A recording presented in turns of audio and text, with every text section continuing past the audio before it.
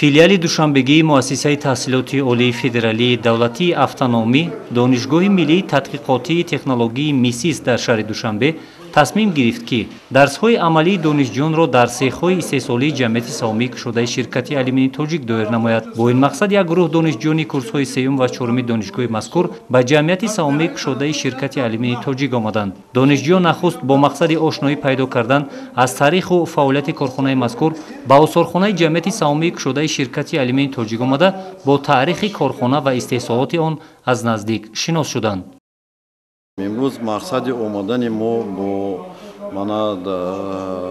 دانشجویان با زواد آلومینی تاجیک از آن عبارت می باشد که همین رویه من شاگردای ما استودنت‌ها همش تعلق دارد نسبت این زواد آلومینی تاجیک.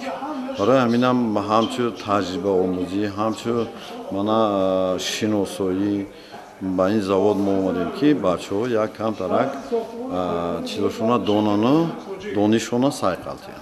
باید تذکر داد که فیلیال دوشنبگی مؤسسه تحصیلات عالی فدرالی دولتی автономی دانشگاه ملی تحقیقاتی تکنولوژی میسیس در شهر دوشنبه عین زمان بکالورها را از روی سه سمت آماده میکند.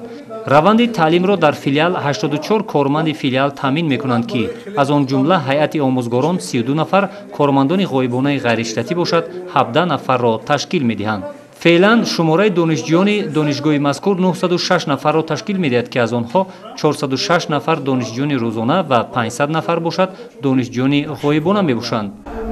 نیت از آمدن درس‌های عملی که برای استودنت‌ها گذرانده میشود در امارات‌های استحصالی گذرانند در حقیقت بینند که چگونه متل استحصال میشود چگونه از این متل محصولات تیار میکنند دیده آموخته برای پیشروی کارشان استفاده برند.